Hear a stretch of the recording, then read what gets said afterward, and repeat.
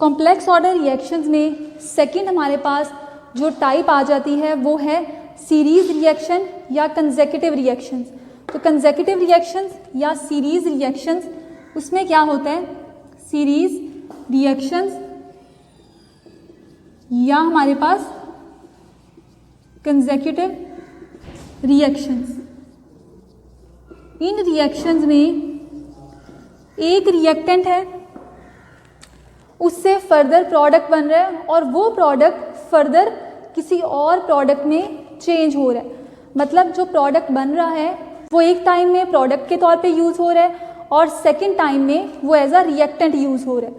तो यहाँ पर जो सीरीज़ रिएक्शन है उसमें ए प्रोडक्ट बी में चेंज हो रहा है, या हम ये कह देते हैं कि जो रिएक्टेंट ए है वो बी में चेंज हो रहा है और जो बी है वो आगे सी में चेंज हो रहा है। तो इस तरह की जो चेन बन जाती है या इस तरह की जो सीरीज़ बन जाती है उसे हम लोग कहते हैं सीरीज़ रिएक्शन या कंसेक्यूटिव रिएक्शंस।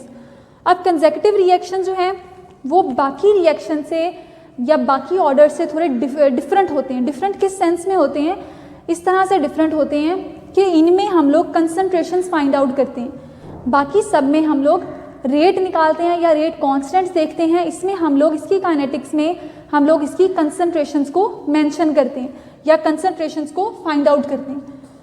तो सबसे पहले हम लोग उसी तरह 0 सेकंड्स पे देखते हैं।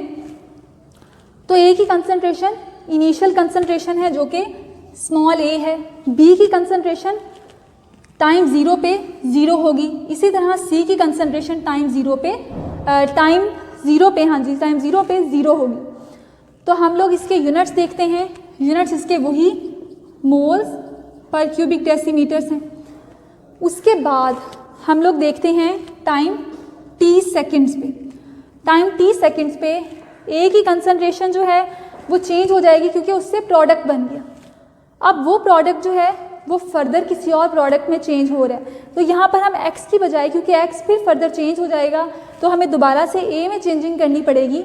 इस वजह से हम लोग इसको CA लिख देते हैं कि कंसंट्रेशन कुछ टाइम के बाद जो A की आई वो CA आ गई। इसी तरह B की जो है वो CB आ गई और C की जो है वो C हो गई। हमने टाइम t सेकंड्स के बाद A की कंसंट्रेशन, B की कंसंट्रेशन और C की कंसंट्रेशन लिख ली है। अगर हम देखें A B में कन्वर्ट हो रहा है तो जिस रेट के साथ हो रहा है उसे हम लोग K1 कह देंगे और B जो C में चेंज हो रहा है उसे हम K2 कह देंगे। पहले भी मैंने आप लोगों को बताया है कि जितने कॉम्प्लेक्स रिएक्शंस हैं उन रिएक्शंस में more than 1 rate constant involve होता है।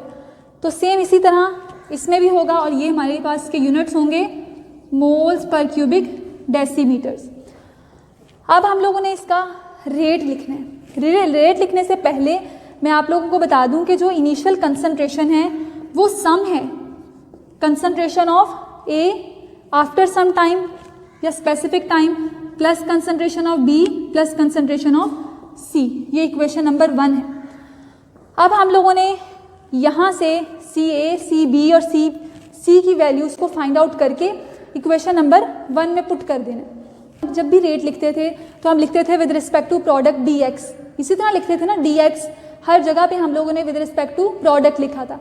जब हम विद रिस्पेक्ट टू रिएक्टेंट लिखते हैं तो हमारे पास जो रेट आता है वो माइनस में आता है।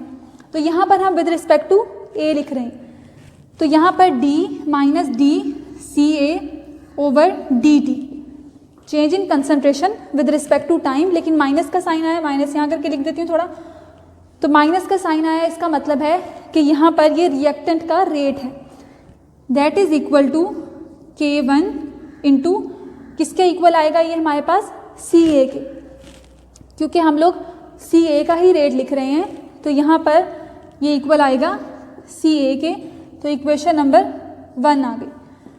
अब हम इसको रीअरेंज कर लेते हैं तो ये माइनस DCA ओवर इसको CA को इस तरफ ले आते हैं is equal to K1 into dt। अब हम इसको इंटीग्रेट कर लेते हैं। तो इंटीग्रेट करेंगे, यहाँ पे हम लिख लेते हैं, इसको इंटीग्रेट करेंगे तो ये हमारे पास माइनस नेचुरल लॉग CA आ जाएगा is equal to K1 plus C आ जाएगा। ठीक है, ये सेम वैसे ही हो रहा है जिस तरह से फर्स्ट ऑर्डर हो रहा था। तो ये इक्वेशन नंबर 2 आ गई। अब हम लोग क्या करेंगे, सी की वैल्यूज़ को पुट करेंगे। सी की वैल्यूज़ जो हैं वो क्या होंगी, इनिशियल कंडीशन पे जब टाइम 0 था और सी ए की कंसंट्रेशन 0 नहीं थी, सी ए की कंसंट्रेशन कितनी थी, ए थी, उस टाइम में सी ए की कंसंट्रेशन जो है इक्वल है ए के। तो अब हम लोग क्या करेंगे, इक्वेशन नंबर 2 में वैल्यूज़ पुट कर देते हैं। ये आ जाएगी minus natural log A is equal to T 0 हो गया तो सी की वैल्यू आ गई माइनस नेचुरल लॉग ए। अब हम लोग इक्वेशन नंबर 2 में इसको पुट कर देंगे सी की वैल्यू को, तो ये आ गई minus natural log C A is equal to K1 T और माइनस नेचुरल लॉग ए आ जाएगा, माइनस नेचुरल लॉग ए। अब हम लोग इसे रीअरेंज कर लेंगे। रीअरेंज कैसे करेंगे, जो नेचुरल लॉग वाली वैल्यूज़ हैं वो दोनों को एक तरफ ले आएंगे। इसको मैं रेज कर देती हूँ, नेचुरल लॉग वाली वैल्यूज़ को एक तरफ ले आएंगे।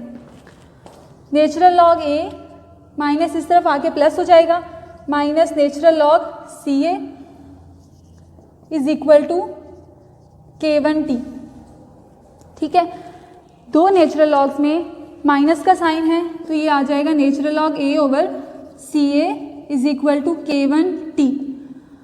अगर हम लोग इस तरह से करें, यहाँ a ओवर सी ए है, अगर हम सी ए ओवर ए कर दें तो उस टाइम में natural log C A over ए कर दें तो यहाँ पे हमें माइनस का साइन लगाना पड़ेगा। तो यहाँ मतलब दोनों तरफ हमने माइनस से मल्टीप्लाई कर दिया तो उस टाइम में हम सी ए ओवर ए लिख सकते हैं। अब हम क्या करेंगे, इसका एंटी लॉग ले लेंगे तो ये हमारे पास आ जाएगा C A over A is equal to E minus K1 T. उसके बाद इसको हम थोड़ा सा रीअरेंज कर लेते हैं तो C A is equal to E minus A B, A इस तरफ आ जाएगा तो ए ई माइनस K1 टी। तो ये हमारे पास वैल्यू आ गई है सी ए की वैल्यू। इस सी ए की वैल्यू को हम इस तरफ लिख देते हैं, C A is equal to A E minus K1 T. मतलब जो पहली कंसंट्रेशन थी उसकी वैल्यू आ गई है। अब हम लोगों ने सेकंड कंसंट्रेशन की वैल्यू लिखनी है। जो हाफ रिएक्शन था, ये देखिए हमारे पास रिएक्शन था ए बी और सी। हम लोगों ने ए और बी, जो ये बी में कन्वर्ट हो रहा है उसका हमने रेट लिख ली है। अब बी जो सी में कन्वर्ट हो रहा है उसका रेट लिखेंगे हम लोग। जो वैल्यूज़ आई थी वो ए था 0 0, यहाँ पर सी ए सी बी और सी सी, ये वैल्यूज़ थी इसकी 0 सेकेंड्स और टी सेकेंड्स पर। अब हमारे पास क्या है, बी से जो सी में कन्वर्ट हो रहा है, मतलब हमारे पास रेट जो है वो इस टाइम K2 है और बी जो है वो कहाँ से आया है, वो ए से आया है, मतलब K1 रेट से आया है। तो यहाँ पे हम लोग अगर लिखें concentration C B over D T, अब जो बी है वो एज अ प्रोडक्ट वर्क कर रहा है और एज अ रिएक्टेंट भी एक्ट कर रहा है। मतलब पहले वो प्रोडक्ट है फिर उसके बाद वो रिएक्टेंट है। तो हम लोग इसकी दो रेट इक्वेशन, दो रेट कॉन्स्टेंट्स लिखेंगे। जब ये एज अ प्रोडक्ट एक्ट कर रहे हैं तो उस टाइम में K1 आएगा और यहाँ पर सी ए। नेक्स्ट स्टेप में ये रिएक्टेंट एक्ट कर रहा है, इस रिएक्टेंट के तौर पे आए तो उसका जो उसमें साइन जो है वो माइनस आता है, तो ये K2 सी बी आएगा। अब हम लोग क्या करेंगे, हम लोग इस पूरी इक्वेशन को रीअरेंज कर देंगे। पहले सी ए की वैल्यू लिख लेंगे जो हमने पहली इक्वेशन में लिखी थी, D T is equal to K1। C A की वैल्यू कितनी थी, ए ई माइनस K1 टी, जो हमने साइड पे लिख ली थी।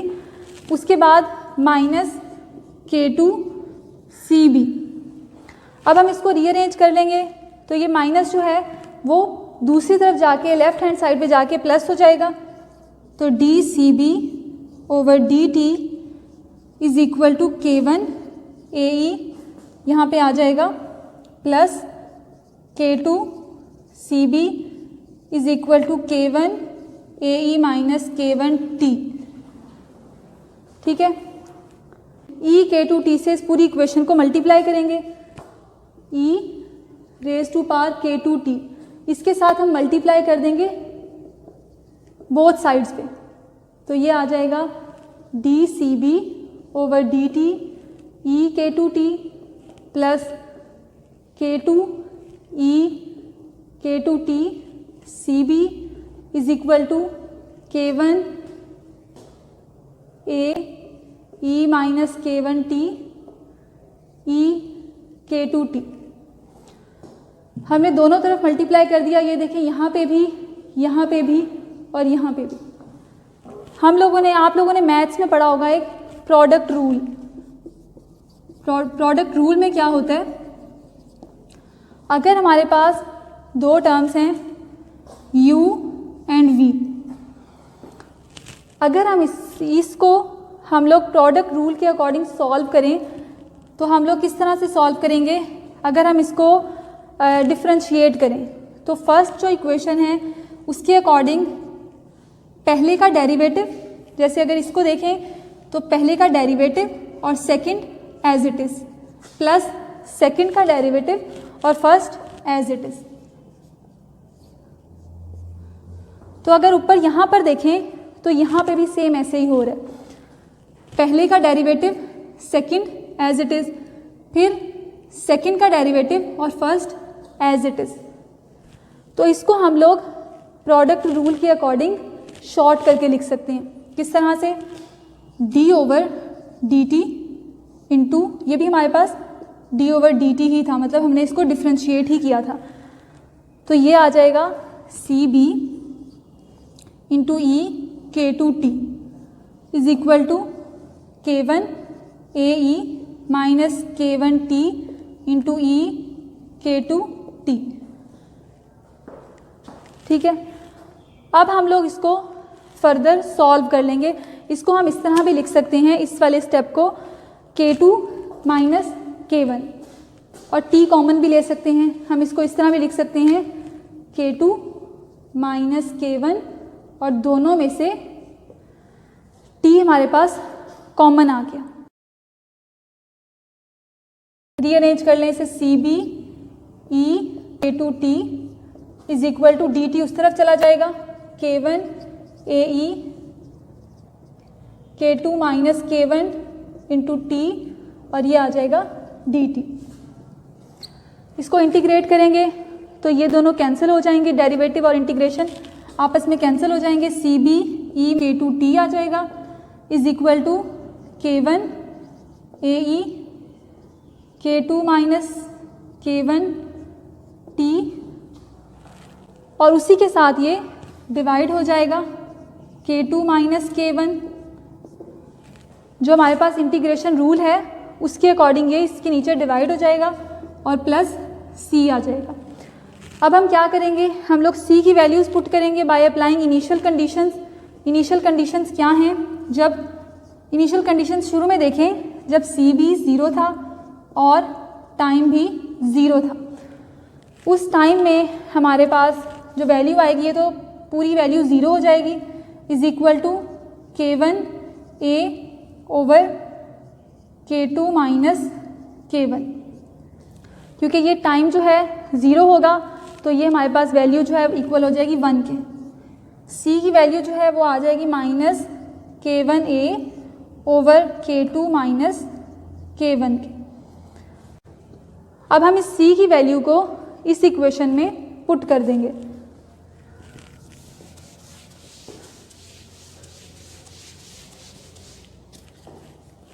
ये आ जाएगी C B E A two T is equal to K1 A E K2 minus K1 into T over K2 minus K1 minus C की वैल्यू हमने यहाँ पे निकाल ली थी तो वो आ जाएगी K1, ये माइनस उसी C की वैल्यू का है, A over K2 minus K1।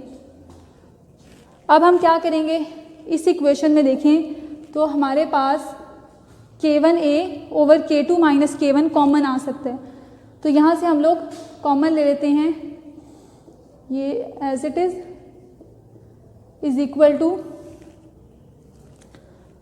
K1A over K2 minus K1